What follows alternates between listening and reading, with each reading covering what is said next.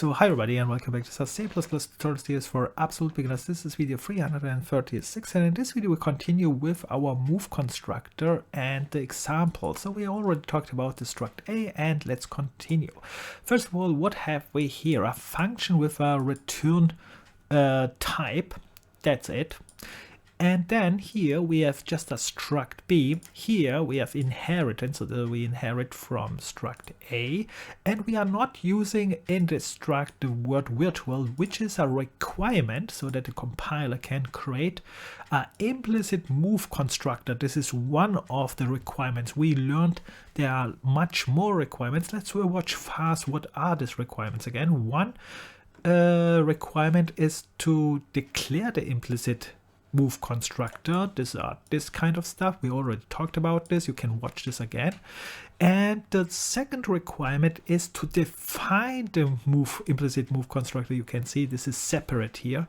And to define the implicit move constructor, there are again two requirements here, additional two requirements, which says here if the implicit declared move constructor is neither deleted nor trivial.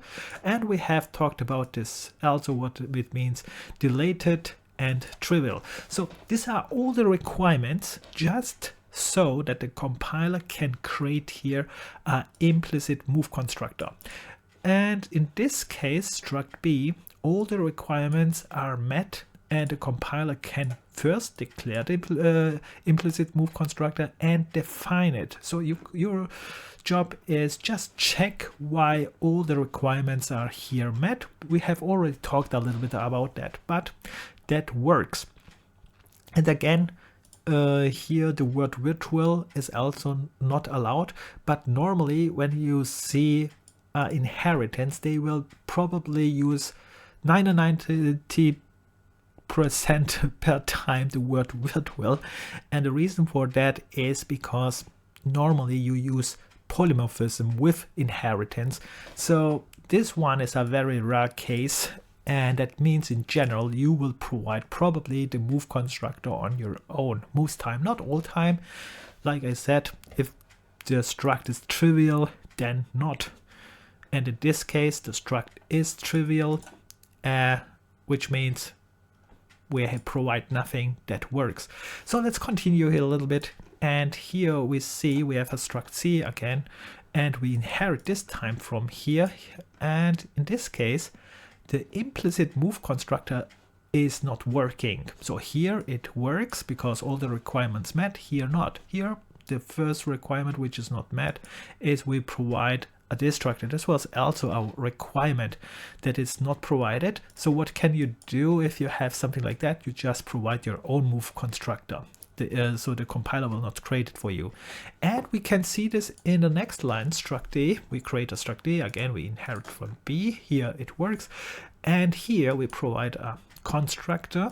We can see this. And then here a destructor like here. So it will not work. But, and now I said, you can either force to create a default move constructor like they do here with the word default, or you just provide a custom move constructor and then you have also a move constructor. All right, this is this part. So we have finished just the setup. And now we go to the main part and we are creating objects, and you can see here are created different kind of objects, and then they will try to move these objects. And here are the outputs. But before we go there, we have to analyze the first creation of this object. What I want you to do is analyze this step by step. What I mean with that, first of all, to understand what happens here in general as a beginner is not too difficult because it's very easy. You see it instantly. You are just creating this variable A1. You initialize this one with this one, and then you will use A1 in other places. That what happens here. But what I want you to do now is not understand this general purpose of this one. I want you that you explain every step how this object here is initialized, and it starts not here because you can see this one is that what we want to create. We initialize it with here, and this one is the function which we mentioned before, but you can see the function has here parameters, return values. So, and it starts also not with this function here actually. When you watch it closely, it starts here with a and this ampersand, and then you have to explain what is this one.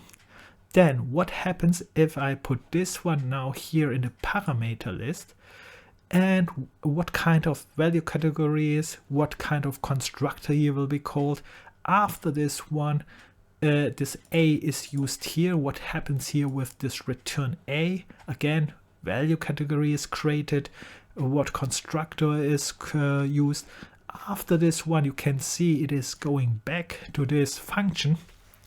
What happens here, what is it right now here, and how this one is then assigned to this one here. So you can see what the thing what I want you to do is explain everything step by step, which is a little bit more difficult, but then when you do this one, then you train a little bit more value categories and how this value categories affect the move and the copy constructor.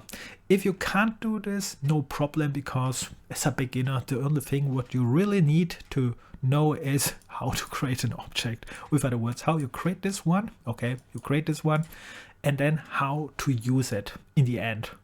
If you can't explain it, no problem, but try it. So with that said, if you have any questions like all time, write in the comment section. See you in the next video. Bye and good luck.